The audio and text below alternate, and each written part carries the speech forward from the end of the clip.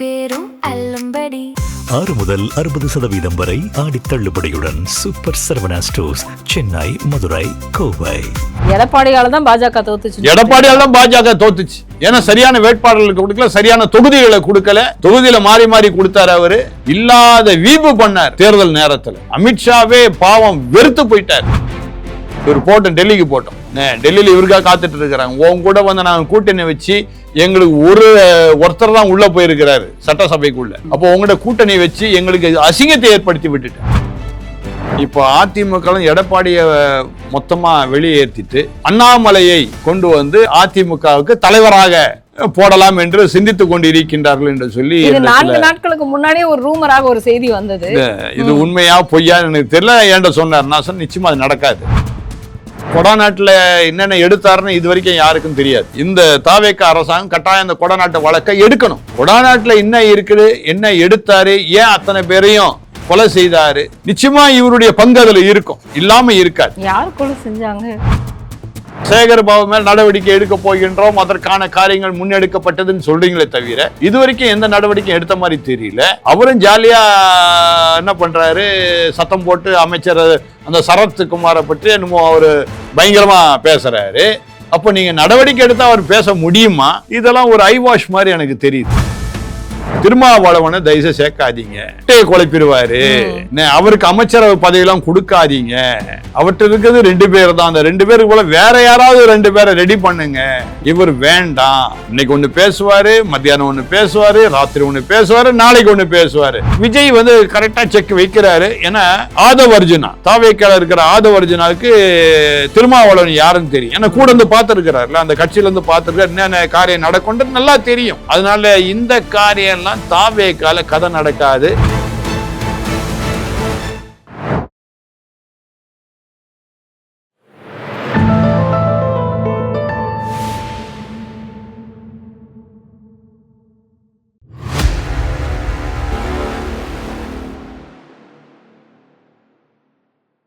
தாமரை TV நேயர்களுக்கு அன்பான வணக்கம். இன்று வந்து நேர்காணலில் சிறப்பு விருந்தினர் நமது ஆர்ச்சி பிஷப் அவர்கள், ஃபாதர் சாமியல் அவர்கள் நம்மோடு இருந்திருக்கிறார். சார் வணக்கம். வணக்கம். வணக்கம். இன்னைக்கு தமிழகத்தில் இந்த குதிரை பேரம் 20 வருஷத்துக்கு முன்னாடியே வந்துருச்சு அப்படின்னு செங்கோட்டையன் அவர்கள் வந்து இன்னைக்கு தெளிவா ஆரம்பிச்சதே திமுக தான். இப்ப என்னமோ நம்ம புதுசா ஆரம்பிச்சிட்ட மாதிரி வந்து இந்த சவுண்ட் எல்லாம் வந்து வேண்டாம் அப்படின்னு வந்து அவர் சொல்றாரு. குதிரை பேரத்துக்கு மறுப்பும் தெரிவிக்கவில்லை, ஆமான்னு சொல்லலை. ஆனா 20 வருஷத்துக்கு முன்னாடி திமுக கொண்டு வந்துருச்சுங்கிறாங்க. என்ன நிலையில் வந்து திமுக சொல்லக்கூடிய குற்றச்சாட்டுகளை தாவேக்கா மறுக்காம இருக்குன்னு நீங்க நினைக்கிறீங்க? அதாவது எல்லாருக்கும் புரிஞ்ச ஒரு காரியம் என்னன்னா, ஆண்டாண்டு காலமாக 60 ஆண்டு காலமாக திராவிட முன்னேற்ற கழகம் தான் முன்னோடியா எல்லாவற்றுக்குமே இருக்கு. அதுவும் அரசியல் என்று சொன்னாலே திராவிட முன்னேற்ற கழகம் தான். அதுக்கு முன்பதாக அருமையான காமராஜ் அவர்கள் இருந்தார்கள். அதுக்கு பிற்பாடு காமராஜோடு முடிஞ்சு போச்சு காங்கிரஸ் என்கின்ற ஒரு காரியம். அதுக்கு பிற்பாடு காங்கிரஸ் என்கின்ற ஒரு கட்சி யார் பின்னாடி முதுகில் ஏறினாதான்ற நிலைமைக்கு இன்றைக்கு வரைக்கும் இருக்கின்றது.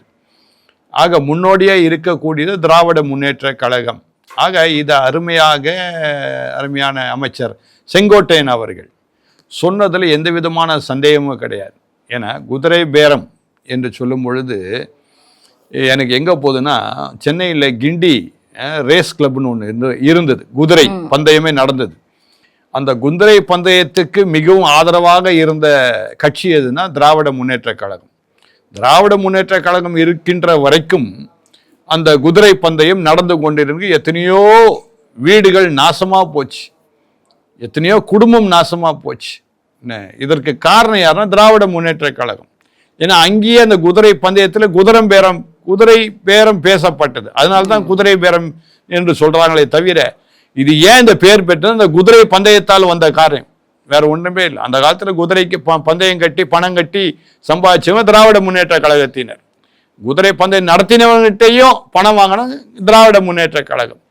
அதுக்கு நீங்க கடந்த 5 ஆண்டு காலத்துல ஆட்சியில் நடந்த காரியத்தை பார்த்தீங்கன்னா, அதே குதிரை பந்தயம் நடக்கக்கூடிய மைதானத்தை நாங்கள் அங்கு குளங்கள் போல், நாங்கள் ஏரிகள் போல் அங்கு தண்ணீர் சேமிப்பதற்காக இடத்தை நாங்கள் கையகப்படுத்தி விட்டோம் என்று சொன்னார்கள். இப்போ அதுக்கு எவ்வளோ பணம் வாங்கினாங்க, எவ்வளோ கட்டிங் போச்சுன்னு தெரியல. ஆக அருமையான அமைச்சர் செங்கோட்டையன் சொன்னது குதிரை பேரம் என்பது செய்வதெல்லாம் திராவிட முன்னேற்ற கழகத்தினர் செய்வதை தான் அருமையான அமைச்சர் செங்கோட்டையன் சொல்லி இருக்கின்றார். ஆக குதிரை பேரம் என்று சொன்னால் அது திராவிட முன்னேற்ற கழகத்தினர் செய்யக்கூடிய காரியமே தவிர தாவேகா செய்யக்கூடிய காரியம் அல்ல. ஆனா இன்னைக்கு குதிரை பேரத்திற்காக தான் வந்து இப்போ 9 பேரை வந்து கைது செஞ்சிருக்காங்க. இதுல முக்கியமாக பாத்தீங்க அப்படின்னா ஒரு டூலாக தான் செந்தில் பாலாஜி, அசோக் குமார் அவர்கள் இருப்பார்கள் அப்படின்னு சொன்னாங்க. ஆனா முக்கியமான குற்றவாளிகளே இவர்கள் தான் அப்படிங்கிறதுனால வந்து சம்மன் அனுப்பிச்சாங்க. இன்னைக்கு 10:30 மணிக்குள்ள ஆஜராகணும். நாங்க இப்போ வரைக்கும் அவங்களுடைய வக்கீலும் ஆஜராகல. அவங்க 2 பேருமே வந்து போய் சம்மன் கொடுத்ததுக்கு ஆஜராகவே இல்லை. அடுத்த நடவடிக்கை என்னவாக இருக்குன்னு நினைக்கிறீங்க? நிச்சயமா அடுத்து வாரண்ட்னு போடுவாங்க. இப்போ நீங்க வந்து பிடி வாரண்ட்னு போடுவாங்க. பிடி வாரண்ட் போடும்போது அது வித்தியாசமா இருக்கும். அந்த நேரத்தில் முன்னாள் அமைச்சர்லாம் பார்க்க மாட்டாங்க, அது வித்தியாசமா இருக்கும். அடுத்தது செந்தில் பாலாஜிக்கெல்லாம் வந்து என்கிட்ட சிறைச்சாலைக்கு போயிட்டு வந்தவர் ஒருத்தர் சொன்னார் என்கிட்ட, நான் 90 நாட்கள் சிறைச்சாலையில் இருந்தேங்க. அதுக்கு முன்பதாக சிறைச்சாலை போவதற்கு முன்னாடி பெரிய பயம் ஏற்பட்டுச்சு எனக்கு. கோர்ட்டு வளாகம் என்னால் பயம் ஏற்பட்டுச்சு. ஆனால் நான் ஒரு முறை போயிட்டு வந்த பிற்பாடு இவ்வளோதானா, எத்தனை முறை வேணாலும் சிறைச்சாலைக்கு போகலாம், எத்தனை முறை கோர்ட்டுக்கு போகலான்னு சொல்லி ஒரு படித்த அறிஞர் சொன்ன வார்த்தை.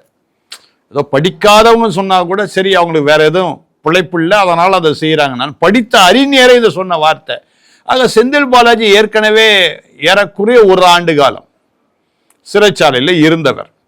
ஆகவே அடுத்தது கோர்ட்டுனா என்னன்னு தெரியும், போலீஸ்னா என்னன்னு தெரியும், காவல்துறை கிட்ட எப்படி பேசணும், எந்த காவல்துறைகிட்ட பேசினா எது நலமாக இருக்கும். ஏன்னா இன்றைக்கு காவல்துறையும் பழைய காவல்துறை அதிகாரிகள் இன்னும் இருக்கிறாங்க.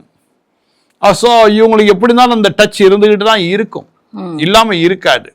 அவர்களோடு கூட இப்போ எல்லா விதத்திலும் இந்த குதிரை பேரம் மறுபடியும் காவல்துறையோட குதிரை பேரம் பேசுவாங்க. இதனால்தான் தைரியமாக கோர்ட்டுக்கு வராதபடிக்கு பிடி வாரண்ட் வந்தால் நம்ம பார்த்து கொள்ளலாம், எப்படி தப்பிக்கணும், எப்படி ஜாமீன் வாங்கணும், எல்லாம் அவங்களுக்கு தெரியும். இதெல்லாம் ஏர்போர்ட்ல இருந்த ரயில்வே ஸ்டேஷன் எல்லா இடங்கள்லயுமே வந்து காவல்துறை கண்காணிப்புல இருக்குன்னு சொல்றாங்க. இவர் வந்து நேபாள் போயிருக்கிறாரு, அதனால வந்து ஏன்னா வெளிநாடுகளுக்கு சென்றால் தானே வந்து பிடிப்பாங்க, நான் இந்தியாவுக்குள்ளேயே வந்து சுத்திக்கிட்டு இருந்தா வந்து கண்டுபிடிக்க முடியாதுல்ல அப்படின்னு நேபாள் போயிட்டாரு செந்தில் பாலாஜி அப்படின்னு ஒரு செய்திகள் வருது. கண்டிப்பாவே வந்து இவங்க 2 பேரும் தலைமறைவு ஆயிருப்பாங்க நீங்க நினைக்கிறீங்களா? நிச்சயமா சென்னையில் தான் இருப்பாரு. அப்படியா? நேபாளெல்லாம் போயிருக்க மாட்டார். நேபாள் போனா ஈஸியா கண்டுபிடிச்சிடலாம். ஏன்னா அங்க மக்கள் தொகை இந்த மாதிரி சென்னை மாதிரி கிடையாது. அடுத்து நீங்க நினைக்கிற மாதிரி எல்லா இடத்துலையும் தங்கிட முடியாது நேபாளில். அதனால ஈஸியா கண்டுபிடிச்சிடலாம். வித்தியாசமான ஒரு மனிதர் இந்த இடத்துல காணப்படுறான்னு சொல்லி ஈஸியா கண்டுபிடிச்சிருவாங்க. ஆனா சென்னைக்குள்ள இருந்தா வித்தியாசத்தை கண்டுபிடிக்கும். நிறைய செந்தில் பாலாஜியை பார்க்கலாம். ஆனா நேபாளில் ஒரு செந்தில் பாலாஜியும் சுத்த முடியும். அதனால அவர் சென்னையில் தான் இருப்பார், நேபாளெல்லாம் போயிருக்க மாட்டார், இங்கதான் இருப்பார் எங்கேயாவது. ஆனா இன்னைக்கு இருக்கக்கூடிய சூழ்நிலைகள்ல பாத்தீங்க அப்படின்னா விஜயனுடைய அதிரடி நடவடிக்கைகள், அதாவது வந்து ஏவா வேலு அவர் வீட்டில் வந்து லஞ்ச ஒழிப்புத்துறை வந்தது, அதுக்கப்புறம் வந்து அனிதா ராதாகிருஷ்ணன் வந்து கைது நடவடிக்கைகள், அடுத்தடுத்து வந்து சேகர் பாபுல இருந்து எல்லாருக்குமே வந்து செக் வச்சிருக்காருன்னு சொல்றாங்க. இன்னைக்கு விஜயனுடைய அரசியலை வந்து நீங்க எப்படி பாக்குறீங்க? 57 நாட்கள் ஆகிவிட்டது. நீங்களே சொன்னீங்க செக் வச்சிருக்கிறாருன்னு. செக்கோட தான் நிக்குது. செக்கை தட்டி விட்டாதான் அடுத்தது கிங் உள்ள போக முடியும். அடுத்த ஸ்டேஜுக்கு செக்கோட நிக்குது. இது எப்படின்னா மறுபடியும் இந்த ஹாஸ் வச்சு செஸ் விளையாடுவாங்க. நீங்க செஸ் விளையாடி இருக்கிறீங்களா? ஹாஸ் வச்சு என்ன போன ஹாஸ் இங்கே ஜம்ப் ஆகிட்டே இருக்கும். இது செக்கு தான் வச்சுக்கிட்டே இருக்குமே தவிர அடிச்சு காலி பண்ணாது. இப்போ அதே கதை தான் நடக்குது. இப்போ செக் வச்சு என்ன பிரயோஜனம்? இப்போ மக்கள் மத்தியில் நீங்க என்ன சொல்றீங்க, நாங்க பாருங்க நடவடிக்கை எடுக்கிறோம் சொல்லுங்கிறீங்களே தவிர எவ்விதமான நடவடிக்கை எடுத்தீங்க? ஒண்ணுமே இல்லையே. எவா வேலு மேல் நடவடிக்கை எடுக்கிறோம் முதல் நாள்னு சொல்லிட்டு இருக்கிறீங்க. அனிதா ராதாகிருஷ்ணன் ஏன் கைது செய்யப்பட்டாரு? ஒரு போராட்டம் நடத்தினர் கைது செய்யப்பட்டாரே தவிர வேற எதுக்காக கைது செய்யப்பட்டாரானா இல்லை. அடுத்தது சேகர் பாபு மேல் நடவடிக்கை எடுக்க போகின்றோம், அதற்கான காரியங்கள் முன்னெடுக்கப்பட்டதுன்னு சொல்றீங்களே தவிர இதுவரைக்கும் எந்த நடவடிக்கை எடுத்த மாதிரி தெரியல. அவரும் ஜாலியா என்ன பண்றாரு, சத்தம் போட்டு அமைச்சர் அந்த சரத்குமாரை பற்றி என்னமோ அவரு பயங்கரமா பேசுறாரு. அப்போ நீங்க நடவடிக்கை எடுத்தா அவர் பேச முடியுமா? என்ன இதெல்லாம் ஒரு ஐ வாஷ் மாதிரி எனக்கு தெரியுது. என்ன அதாவது விஜய் அரசாங்கம் வந்தால் நிச்சயமாக திமுகவை வீட்டுக்கு அனுப்பினார்கள், சந்தோஷம்தான், மக்களுக்கு அது சந்தோஷம்தான். ஆனா எந்த வகையில அவங்க மேல நீங்க நடவடிக்கை எடுத்தீங்கன்னு பார்த்தா ஒண்ணுமே இல்லை. நடவடிக்கை எடுக்கிறோம் என்னைக்கு எடுக்க போறீங்க? அதான் எங்களுடைய கேள்வி. அதற்காக நான் எதிர்பார்த்துட்டு இருக்கிறோம். எவ்விதமான நடவடிக்கை எடுக்க போறீங்க? அருமையான அமைச்சர் ஆதவர்ஜனா அழகா பேசுறாரு, மேடைகளில் பேசுறாரு. யாராவது ஏதாவது அவங்களுக்கு பணம் கொடுத்திருந்தா எங்களிடம் தெரிவிங்கள், நாங்கள் அதை நடவடிக்கை எடுக்கிறோம். யாரும் உங்களுக்கு கொடுக்கவே இல்லையா? அவர் சொல்லி ஏறக்குறைய 10 நாள் ஆயிடுச்சு. இது வரைக்கும் என்ன நடவடிக்கை எடுத்தீங்க? யாரும் உங்கள்ட்ட எதுவுமே சொல்லலையா? கூட சொல்லி இருந்தாரு. ஆமா. ஆக ஏகப்பட்ட காரியத்தை இந்த புதிய அரசாங்கம் சொல்கின்றார்களே தவிர இன்னும் நடவடிக்கைக்குள்ளாக இன்னும் அவர்கள் எதிலையும் செயல்படவில்லை. இதான் பிரச்சனையே. ஆனா இன்னைக்கு இருக்கக்கூடிய சூழ்நிலைகள்ல பாத்தீங்க அப்படின்னா அதிமுக தேய்ந்து கொண்டே வருகிறது அப்படிங்கிறது வந்து நம்ம கண் கூட பாக்குறோம். ஏன்னா எல்லாருமே அதுல இருந்து அப்படியே அடுத்தடுத்து இப்ப வைகை செல்வன் போனதுக்கு அப்புறம் வந்துட்டு எல்லாருமே அடுத்தடுத்து போறாங்க. ஆனா இந்த இடத்துல எந்த ஒரு அசைவுமே இல்லை. எடப்பாடியார் வந்து எதுக்குமே போங்க இருங்க அப்படின்லாம் இல்லை. அவர் பாட்டுக்கு அசைவே இல்லாம இருக்கிறாரு. ஆனா இன்னைக்கு தினமலர்ல ஒரு செய்திகள் வெளியாயிருக்கு. போறவங்க எல்லாம் போங்க, உங்களுடைய லிஸ்ட் என் கையில இருக்கு, அதுக்கப்புறம் வந்து நான் டெல்லியில போய் உங்களுக்கு நான் வைக்க போற ஆப்பு அப்படின்னு வந்து ஒரு பெருசா ஒரு இன்னைக்கு டைட்டில் நியூஸே அதுதான். நீங்க அதை சொல்றீங்க. இப்போ நான் உங்களிடத்துல வந்து கொண்டே இருக்கும் போது என்னோட நண்பர் ஒருத்தர் அழைத்தார். அவர் என்ன சொல்றாருன்னா, இப்போ அதிமுக எடப்பாடியை மொத்தமா வெளியேற்றிட்டு அண்ணாமலையை கொண்டு வந்து அதிமுகவுக்கு தலைவராக போடலாம் என்று சிந்தித்துக் கொண்டு இருக்கின்றார்கள் என்று சொல்லி 4 நாட்களுக்கு முன்னாடியே ஒரு ரூமராக ஒரு செய்தி வந்தது. இது உண்மையா பொய்யா எனக்கு தெரியல. என்கிட்ட சொன்னார். நான் சொன்ன நிச்சயமா அது நடக்காது. எடப்பாடி வந்து அதிமுக இருந்தாதான் எடப்பாடியே. காரணம் கொடாநாட்டுல என்னென்ன எடுத்தாருன்னு இது வரைக்கும் யாருக்கும் தெரியாது. கொடாநாட்டு விஷயத்த திரும்ப இந்த அரசாங்கமும் எடுக்கணும். இந்த தாவேக அரசாங்கம் கட்டாயம் இந்த கொடாநாட்டு வழக்கை எடுக்கணும். கொடாநாட்டுல என்ன இருக்குது, என்ன எடுத்தாரு, ஏன் அத்தனை பேரையும் கொலை செய்தாரு, நிச்சயமா இவருடைய பங்கு அதுல இருக்கும், இல்லாம இருக்காது. யார் கொலை செஞ்சாங்க? அங்க உள்ள காவலர்களும் கொலை பண்ணிட்டாங்க. இவர் ஆட்சியில் தாங்க நடந்தது, இவருடைய ஆட்சியில் நடந்தது. அதுதான் திமுக வந்து நாங்க நடவடிக்கை எடுப்போம்னு சொல்லியிருந்தாங்க. திமுக எடுக்கல நடவடிக்கை. எடுக்கலன்னு சொல்லுவாங்க, அடுத்த நாள் பார்த்தா அமைதியாயிடும். திரும்ப எடுப்பேன்னு சொல்லுவாங்க, அமைதியாயிடும். ஆக இதுக்காக தான் திமுகவுக்காக தான் விட்டு கொடுத்த மாதிரி தெரியுது எடப்பாடி.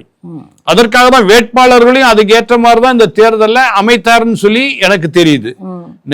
இது பொதுவா தெரிஞ்ச விஷயம். ஆக கொடாநாட்டில் உள்ள நிறைய ஃபைல்ஸ் எடப்பாடி கையில இருக்குது, இல்லாம போகாது. ஏன்னா உங்க ஆட்சியில் நடந்த ஒரு காரியம், உங்களை மீறி காவல்துறை அங்க இல்லை, சரியா? அதனால இதற்கு கட்டாயம் அவர் பதில் சொல்லிதான் ஆக வேண்டும். நான் அம்மையாரை மிகவும் நேசிக்கின்றவன். அம்மையார் வந்து ஒரு நல்ல காரியத்திற்காக அந்த கொடாநாடை வாங்கி வைத்திருந்தார்கள். அங்க போய் சென்றார்கள், சில காரியங்களை செய்தார்கள். அங்க உட்கார்ந்து அவங்க இளைப்பாறவில்லை, அங்கிருந்து நிர்வாகம் பண்ணி கொண்டிருந்தார்கள் தமிழ்நாட்டையே. அப்பேற்பட்ட இடத்துல நீங்க உள்ள புகுவதற்கு, உங்க ஆட்சி காலத்துல ஆட்கள் உள்ள புகுவதற்கு யார் காரணம்? அதனால இதெல்லாம் யாருக்கு தெரியும்? இப்ப எல்லாரும் விட்டு வெளியே வந்தாங்கல்ல, எல்லாருக்கும் தெரியும். இவர் ஒன்னும் டெல்லியில போய் ஒன்னும் கதை நடக்காது. என்ன டெல்லியிலையும் காத்துட்டு இருக்காங்க இவருக்காக. போட்டோம், இவர் போட்டோம், டெல்லிக்கு போட்டோம். டெல்லியில இவருக்காக காத்துட்டு இருக்கிறாங்க. உன் கூட வந்து நாங்க கூட்டணி வச்சு எங்களுக்கு ஒருத்தர் தான் உள்ள போயிருக்கிறாரு சட்டசபைக்குள்ள. அப்போ உங்கள்கிட்ட கூட்டணி வச்சு எங்களுக்கு அசிங்கத்தை ஏற்படுத்தி விட்டுட்டேன், எங்களை கேவலப்படுத்தி விட்டுட்டு அவங்க காத்துட்டு இருக்கிறாங்க. எடப்பாடியால தான் பாஜக தோத்துச்சு. எடப்பாடியால தான் பாஜக தோத்துச்சு. ஏன்னா சரியான வேட்பாளர்களுக்கு கொடுக்கல, சரியான தொகுதிகளை கொடுக்கல. தொகுதியில மாறி மாறி கொடுத்தாரு அவரு. என்ன இல்லாத வீம்பு பண்ணார் அந்த தேர்தல் நேரத்துல. அமித்ஷாவே பாவம் வெறுத்து போயிட்டார். அந்த அளவுக்கு இவர் பாதிப்பை ஏற்படுத்திட்டார். இவர் டெல்லியில போய் என்னத்தை பண்ண போறாரு? இவர் டெல்லியில உள்ள சேர்த்தா தானே இவரை. நீங்க வேணா பாருங்க, பொறுத்திருந்து பாருங்க. நீங்க சொன்ன மாதிரி ரெட்டையில ஒரு பக்கம் காஞ்சி போச்சு, இன்னும் ஒரு இலை தான் இருக்குது. அந்த இலையும் எப்ப காயமோ எனக்கு தெரியல. இல்ல இப்ப வேலுமணி அவர்கள் வந்து அதிமுகவை கைப்பற்ற இருப்பதாக ஒரு செய்திகள் 10 நாட்களாக வெளியாகிட்டு இருக்கு. இதுல முக்கியமாக அந்த புரட்சி தமிழர் எடப்பாடிங்கிற அந்த பெயரை நீக்கிவிட்டு இரட்டை இலை மட்டும் பிரகாசமாக இருக்கும் அப்படிங்கிற மாதிரியான ஒரு செய்திகள் வெளியாகுது. இப்ப நீங்க சொன்ன மாதிரி அண்ணாமலை அவர்கள் வர போறாருன்னு, அவரு வீத லீடர்ஸ்ல வந்து இந்த போதை பழக்கத்திற்கு அவர் வந்து ஒரு இயக்கத்தை ஆரம்பிச்சு அவர் பாட்டுக்கு அவர் வழியில போயிட்டு இருக்கிறாரு. என்ன நிலையில இருக்கும்? ஏன்னா இவர் இங்க வராருன்னு சொல்லும் பொழுது அப்படி வரதுக்கான வாய்ப்புகள் இருக்குமா? வாய்ப்பே கிடையாது. சரி, வேலுமணி அவர்கள் கைப்பற்றுவதற்கான வாய்ப்புகள் இருக்கா? வேலுமணி சும்மா கைப்பற்றன்னு சொல்லுவாரே தவிர அவருக்கும் தெரியும். ஏன்னா அதிமுக யாருமே இல்லையே. அப்புறம் எடப்பாடி மாதிரி வேலுமணி மட்டும் தனியாக உட்காந்துருக்கணும். ஒண்ணு வேலுமணி திமுக பக்கம் வந்துருவாரு, இல்லைன்னா தாவேக பக்கம் போயிடுவாரு. இதான் நடக்கும். அடுத்தது ஓபிஎஸ்ஸே அங்க திமுக இருக்கிறாரு என்னவோ சந்தேகமா இருக்கு. அவரும் ஒரு தாவேக வந்தாலும் வந்துருவாரு. இருக்கிற நிலைமை அப்படிதான் போயிட்டு இருக்குது. அதனால அரசியலே வித்தியாசமா இருக்குது. அரசியல் களம் கொஞ்சம் தமாஷா இருக்கு பாக்குறதுக்கு. ஆனா திருமா அவர்கள் இன்னைக்கு பேசினதை நீங்க கண்டிப்பா கவனிச்சிருப்பீங்க. நாங்க திமுக விட்டு போறோன்னு நாங்க சொல்லவே இல்லை, அவங்க தான் எங்களை ஒதுக்கிட்டாங்க. இப்போ வரைக்குமே அண்ணன் ஸ்டாலின் அவர்கள் அப்படிங்கிற அவர் பேசுறதாகட்டும், ஆனா 2 நாட்களுக்கு முன்னாடி திமுகவை நீங்க என்ன வேணாலும் பேசுங்க அப்படின்னு தொண்டர்களை உற்சாகப்படுத்தினாரு. நீங்க என்ன வேணாலும் பேசுங்கன்னு. இன்னைக்கு தாவேகா ஜெயிச்சதுல எங்களுக்கும் விருப்பம் கிடையாது, நாங்க அமைச்சர் பதவிக்காக அங்க போனோம், ஆதரவு கொடுக்க போனோம் அப்படிங்கிறாரு. ஏன் இப்படி மாத்தி மாத்தி தனக்கு தானே அவர் பழி சுமத்திக்கிறாரு? ஏங்க, ஒரு உண்மையான காரியத்தை நான் சொல்லணும்னா, தம்பி தொல் திருமாவளவன் மாதிரி ஒரு நல்ல அருமையான பேச்சாளர், அறிவு திறன் உள்ளவர் யாரும் கிடையாது. இவர் என்றைக்கோ இந்த தமிழ்நாட்டை கைப்பற்ற வேண்டியது. ஆனால் அவ்வப்போது இவரும் கொஞ்சம் இந்த சீமான் மாதிரி என்ன பேசுறாங்கன்னு தெரியாம பேசிட்டு இருப்பாங்க. பிரச்சனை அதுதான். ஏன்னா இவர்களுக்குள்ள தனிப்பட்ட முறையில ஏதோ ஒரு பிரச்சனை தாக்குது. அந்த தாக்கை என்ன பண்றாங்க, தங்களுடைய தொண்டர்களிடத்துல வேறு விதமாக சமர்ப்பிக்கின்றார்கள். நான் நம்பர் 1 டே அன்னைக்கே தம்பி ஜோசப் விஜய்க்கு ஒரு நல்ல ஒரு ஆலோசனை நான் கொடுத்தேன். உங்க பேட்டியில கொடுத்தேன், எங்க கொடுத்தேன் சரி ஞாபகம் இல்லை. நான் என்ன சொன்னேன், திருமாவளவனை தயவுசெய்து சேர்க்காதீங்க, நம்ம இதுலதான் பேசிடுறோம், குட்டையை குழப்பிடுவாரு, அவருக்கு அமைச்சரவை பதவியெல்லாம் கொடுக்காதீங்க, அவர்கிட்ட இருக்கிறது 2 பேர் தான், அந்த 2 பேருக்கு போல வேற யாராவது 2 பேரை ரெடி பண்ணுங்க, இவர் வேண்டாம். இன்னைக்கு ஒண்ணு பேசுவாரு, மத்தியானம் ஒண்ணு பேசுவாரு, ராத்திரி ஒண்ணு பேசுவாரு, நாளைக்கு ஒண்ணு பேசுவாரு.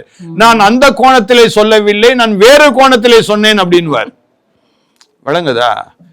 அடுத்தது அவருடைய தொண்டர்களே, என் வீட்டு பக்கத்துல இருக்கிறவங்க சொல்றாங்க, இந்த மனுஷனா எதை தெரிஞ்சுதான் பேசுறாரா தெரியாம பேசுறாரான்னு என்ன கேள்வி கேட்கறாங்க. அந்த அளவுக்கு அவர் வித்தியாசமா போக ஆரம்பிச்சுட்டாரு. அவருடைய அரசியல் நிலைப்பாடே சரியில்லாத நிலையில இருக்கு.